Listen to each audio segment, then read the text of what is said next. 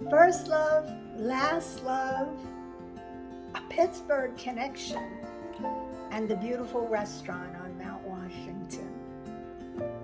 What do they all have in common?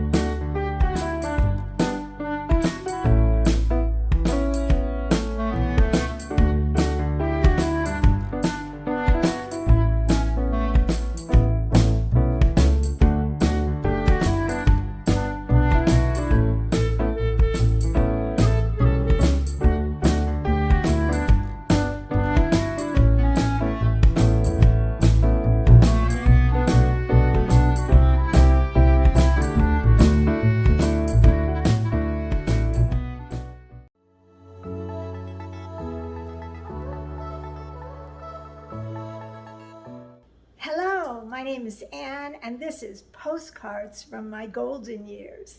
Thank you so much for joining me. Today I'm so happy to see you again.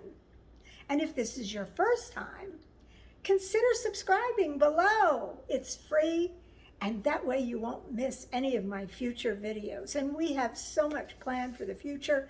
I can't wait until my husband Jeff and I move to Nice, France. As of today, when I'm shooting this, it's just 270 days from now. And then we'll be doing weekly vlogs from France. So if you don't want to miss that, be sure to subscribe now.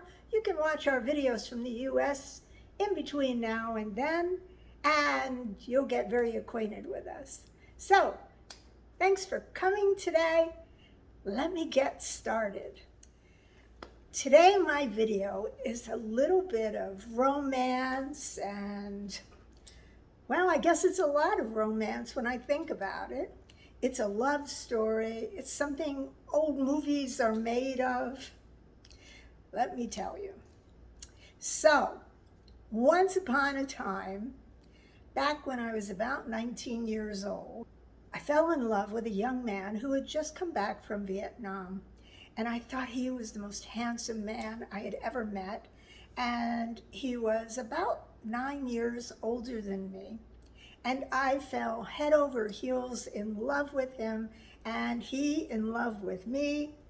And I thought, and I guess for a long time, he thought that we would be together forever. And we started talking about marriage. And I just thought my world, I just thought the sun set on this man. Now, granted, I was only 19 years old, but back in those days, it wasn't unusual for young women to get married when they were 19 years old. So anyway, the big problem was that I was one religion and he was another religion, and my father was very strict about my only dating boys that were my religion. And when my parents found out that I was thinking of marrying this young man and realized that he was not the same religion as me, well, they told me that they would disown me if I married him. They predicted all kinds of gloom and doom, and they just didn't want me to marry him. So, unfortunately, in that perfect world of a 19-year-old girl with big dreams, my world began to fall apart. I was raised as a Jewish girl, and the young man that I fell head over heels in love with was not. He was not Jewish. I don't even remember what he was, actually. Religion was not an important part of my life, and it wasn't an important part of his life. It was an important part of my parents' life. And my father, who had been raised as an Orthodox Jew, was very adamant about the fact that he did not want any of his children to marry someone that was not of the Jewish faith. I was the rebel in the family, I admit.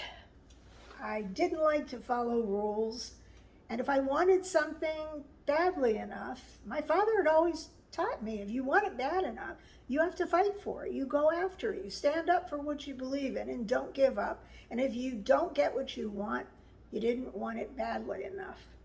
Well, anyway, when it came time to share with my parents that this young man did not share the same religious faith that my parents did, they said they would disown me, that I would no longer be their daughter. In fact, they said that they would sit Shiva. Shiva is the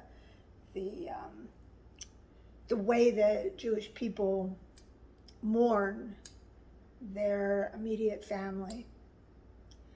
So this was shocking to me that my father would say no to me, because for years I was, Daddy's little girl, and this was the first time that he stood his ground with me, and I was just as stubborn with him. Anyway, I had explained this to the young man that I had fallen in love with, and he talked to his parents as well. And he was very close with his mother. And his mother said to him, if you love this girl, if you love her that much, so much, you need to let her go. And she said, no son of mine would do that to a girl, would separate her from her family.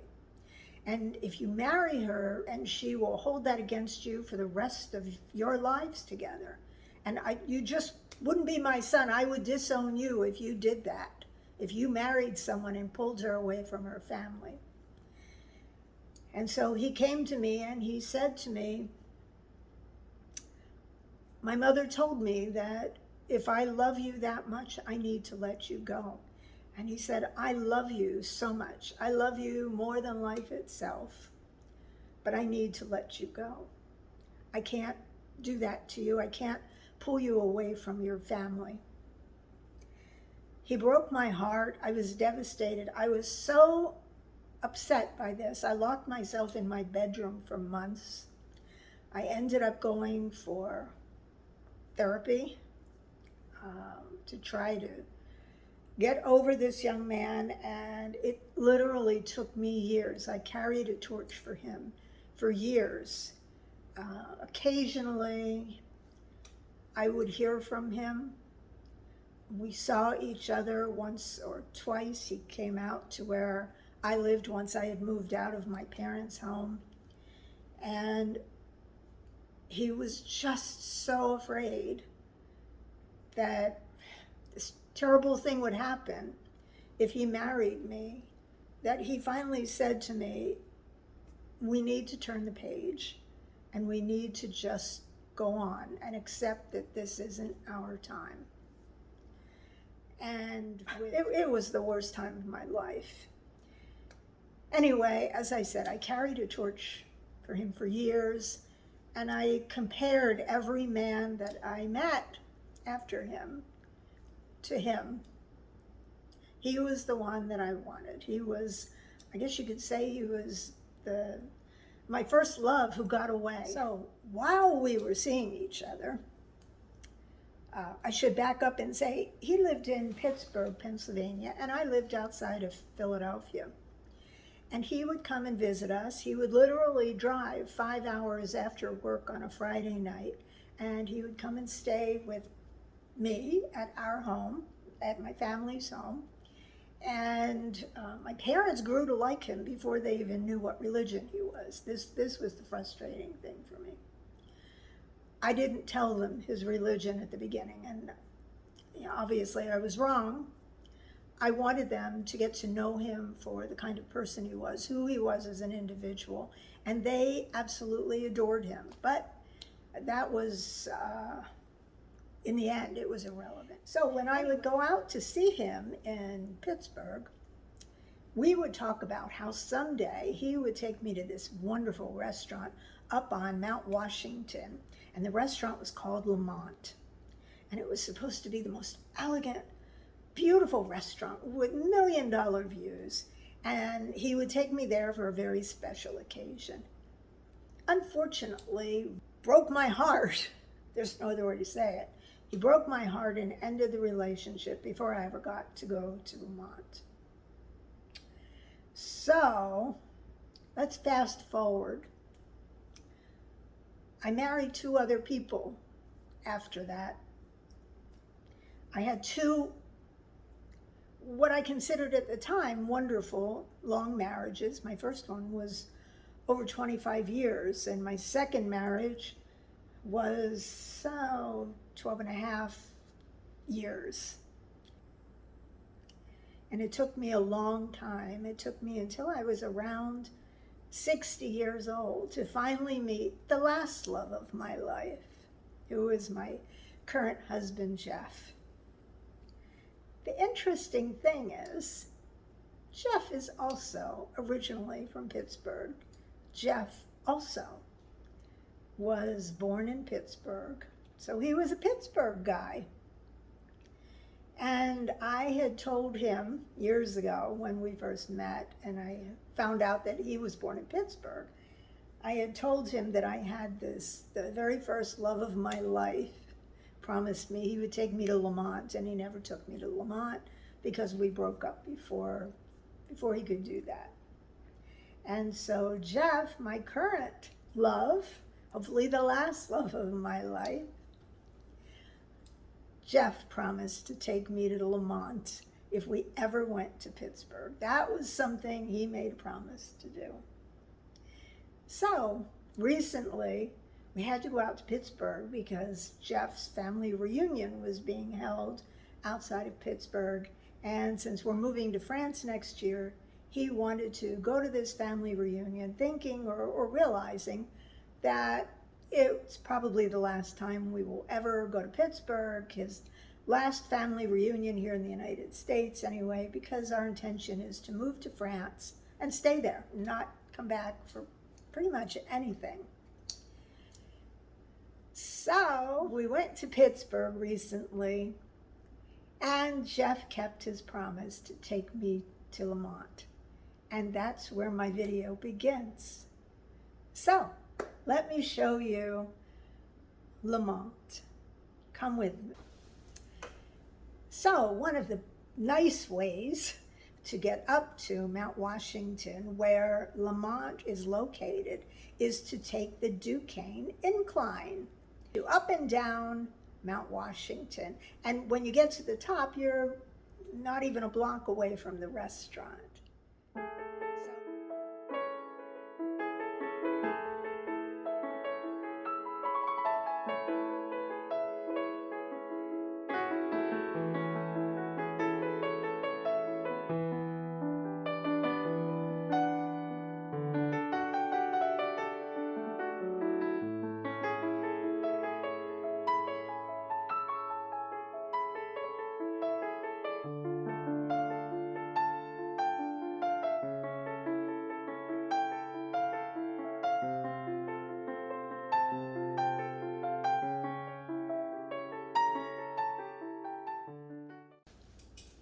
And here we are at Lamont, finally.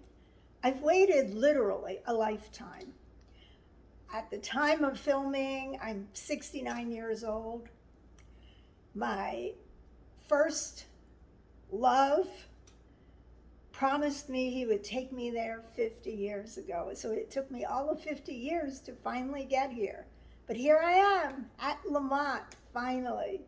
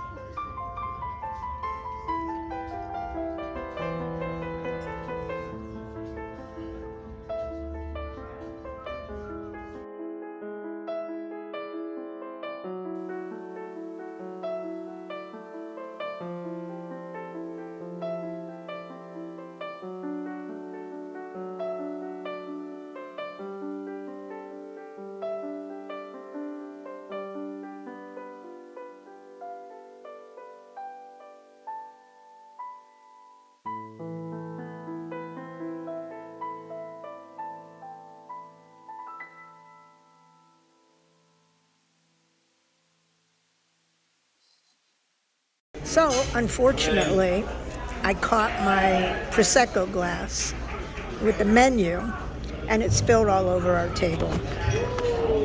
So now we have the ambiance of champagne as we dine. Yes.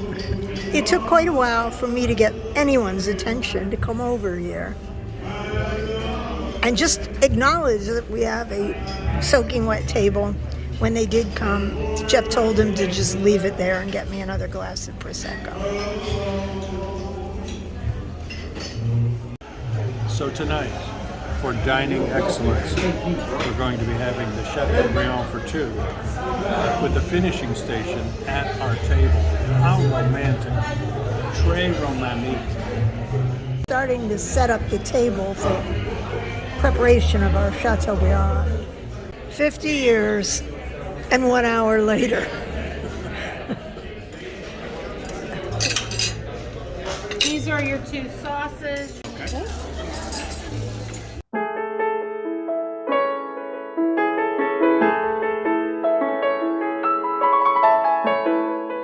Medium rare. That is perfect. She likes it with some juice still in it. Coming in.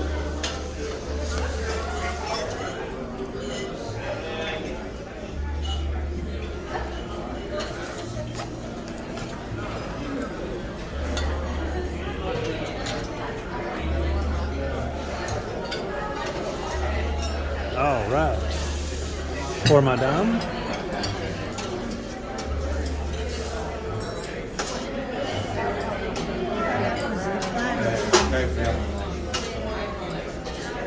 You getting the sauce already? Alrighty, looks terrific. Excellent, thank you. Guys, enjoy. So here is our Chateaubriand, medium rare, with vegetables, and we have two sauces.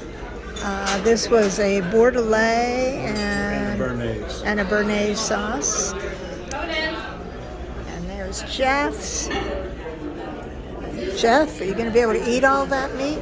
I'm glad we're hungry because there's a lot of food here, and we're going to dig in and have the best Chateaubriand for two.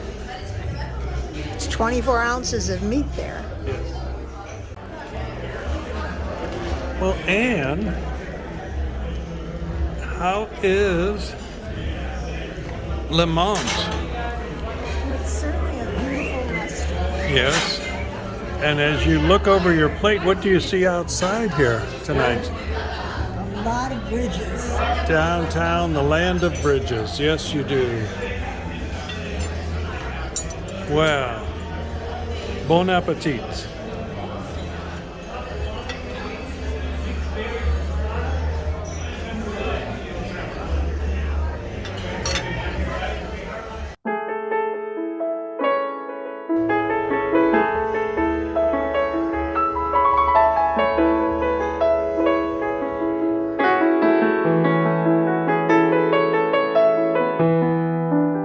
So here we are, dinner is over. We are stuffed to the gills. Dessert is definitely out of the question. And look at the view.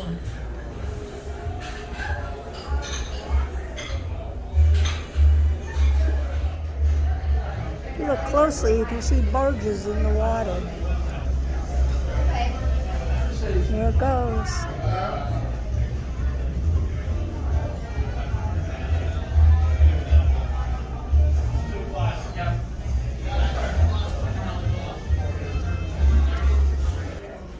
So here's our check for this evening.